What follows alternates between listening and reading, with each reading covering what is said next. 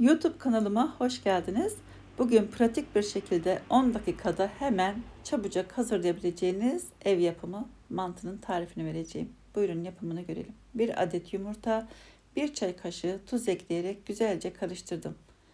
Üzerine 1 su bardağı ılık su ekledim.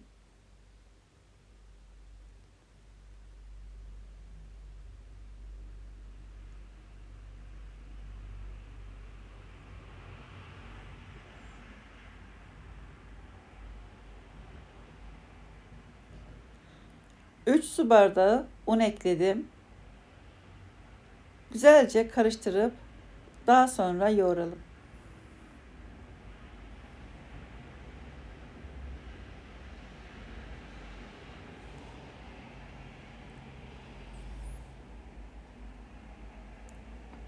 Hamuru yoğurduktan sonra mümkünse 10 dakika kadar dinlendirelim ki hamuru rahatlıkla açabilmek için. Biraz sert bir hamur oldu gördüğünüz gibi. Bir baş kuru soğan rendenin iri tarafıyla rendeledikten sonra suyunu süzelim. Sıkalım elimizde. Sadece soğanını kullanalım.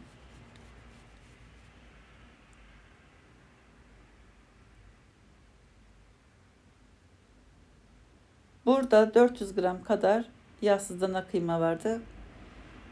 Bir baş kuru soğan, bir tatlı kaşığından az tuz, bir çay kaşığı karabiber, 2 tatlı kaşığı pul biber ekledim. Güzelce karıştıralım. İç malzemesi sadece bu kadar.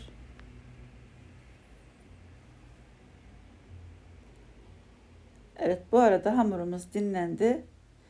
İsterseniz ortadan ikiye bölüp o şekilde açabilirsiniz. İsterseniz dörde bölüp o şekilde açabilirsiniz.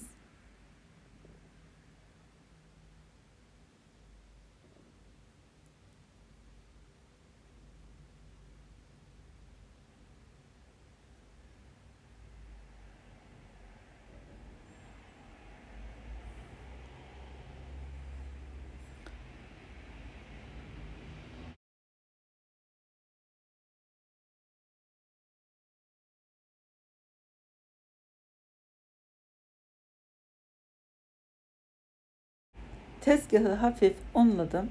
Daha sonra ne çok kalın ne de çok ince olacak şekilde açtım.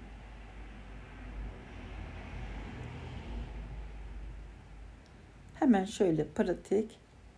Hamur dinlenirse çok rahat açarsınız. Eğer dinlendirmezseniz siz açtıkça hamur kendini toplar, geri çeker. Dinlendirince de kendini bırakır. Açtıkça da açılır hamurunuz. Şimdi burası tamamen size kalmış. İster çok küçük küçük kesin veya normal benim yaptığım gibi normal büyüklükte kare şeklinde kesebilirsiniz.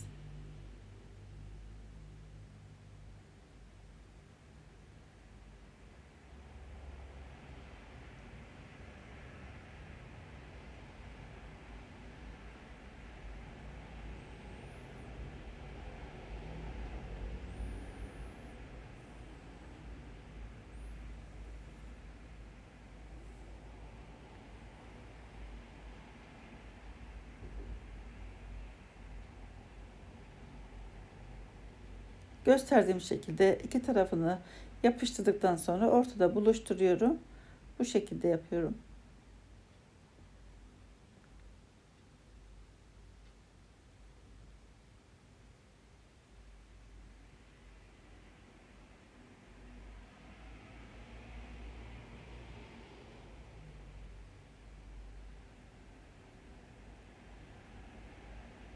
Benim yaptığım büyüklükte yaparsanız mantınız çok daha lezzetli olur. Küçük küçük yaptığınız zaman iç malzemesi de çok az oluyor. Sadece hamur yemiş oluyorsunuz. Hani çok fazla küçük yapmaya da gerek yok gerçekten, ama zamanınız çoksa oturup minik minik yapabilirsiniz. O da bilmiyorum, çok zaman alan bir şey. Ben böyle pratik bir şekilde hazırlıyorum.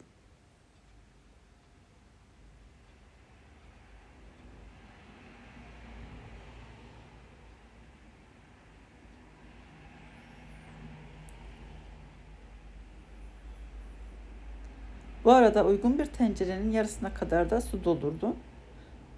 Kaynamasını bekliyorum. Bu şekilde akşam güneşi de vurmaya başladı. Bunu iftarlık hazırlıyorum. Evet, kaynadı. Tencerede kaynayan suyun içine 1 tatlı kaşığı tuz ekledim. Normal makarna haşlar gibi. Mantıları içine bırakıyorum. Hemen karıştırıyorum ki birbirine yapışmasın. Mantılar kaynarken ben diğer hamuru da açmaya başladım. Hemen pratik bir şekilde kesiyorum.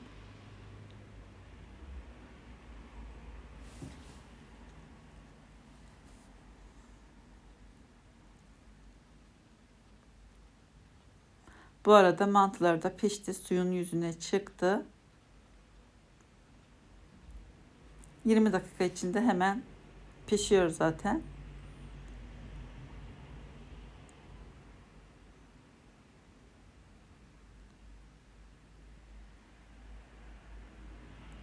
Bakınız ne kadar basit. Gerçekten mantının yapımı çok basit.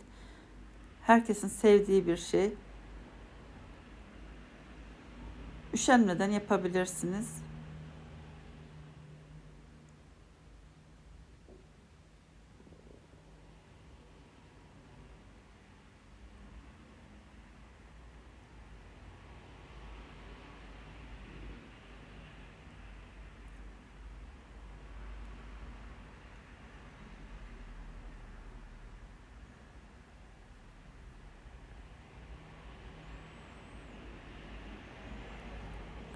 İç harcım da tam yetti. Evet, tekrar hafif tuz attım. Diğer mantıları da 20 dakika kaynatacağım. Hemen içine atar atmaz karıştıralım ki birbirine yapışmasın. Bu şekilde karıştırdıktan sonra asla artık birbirine yapışma olmaz. Evet. Mantılar pişti. Şimdi sarımsaklı yoğurdunu hazırlayalım. Şöyle 3-4 diş sarımsağı rendeleyelim veya küçük küçük doğrayabilirsiniz veya havanda dövebilirsiniz. Yeteri miktarda ne kadar yiyecekseniz o kadarına yoğurt hazırlıyorum. Yaklaşık 5 kişilik çıkıyor bu tarifte. Şöyle 5 tane tabak hazırladım. Yeteri miktarda yoğurt ekledikten sonra şöyle salçayla biraz pul biberi zeytinyağında kızdırdım veya tereyağı kullanabilirsiniz. O şekilde üzerine sos hazırlayabilirsiniz. Buraya kadar da izlediyseniz beğen tuşuna basıp abone olmanızı çok isterim. Lezzeti gerçekten şahane oldu. Mutlaka benim tarifimi denemenizi öneririm. Başka tariflerde, başka videolarda görüşmek üzere. Hoşça kalın. Afiyet olsun.